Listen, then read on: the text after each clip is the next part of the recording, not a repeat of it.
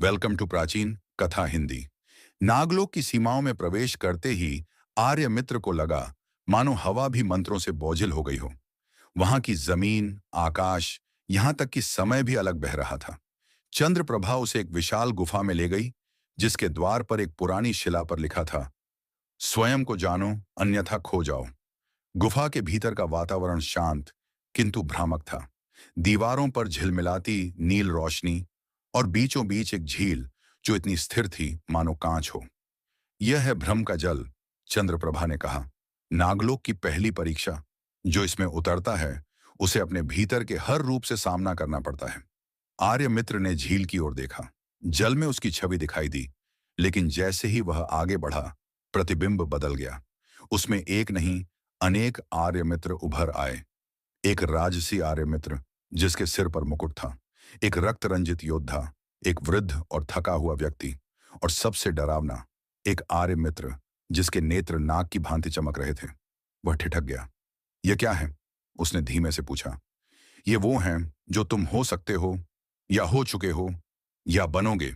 चंद्रप्रभा की आवाज दूर से आती लगी। हाथ में चूड़ामणि कसते हुए आर्य मित्र जल में उतरा। पानी ठंडा नहीं था, वह विचारों जैसा था, स्मृतियों जैसा। और तभी चारों ओर से आवाजें आने लगीं। उसके ही स्वर में, राज्य तेरा अधिकार है, तू कभी राजा नहीं बन सकता। नागिन तुझसे प्रेम करती है, वह तुझे धोखा देगी। आर्य मित्र की सांसें तेज होने लगीं। उसके चारों ओर पानी अब धुंधलाने लगा। चारों रूप, राजा, योद्धा, नागनेत्र और वृद्ध, उसके सामने आ खड़े हुए। तू कौन है? एक ने पूछा। क्या तुझ में निर्णय लेने की शक्ति है? दूसरे ने दहाड़ा। क्या तू केवल एक मोहरा है? तीसरे ने फुफकारा। आर्य मित्र ने आंखें बंद की, अपने भीतर झांका। उसे याद आया, महल का आंगन, पिता का गुस्सा, मां की ममता, मित्रों की हंसी, और चंद्रप्रभा की वह पहली झलक। धीरे धीरे जल स्थिर होने लगा।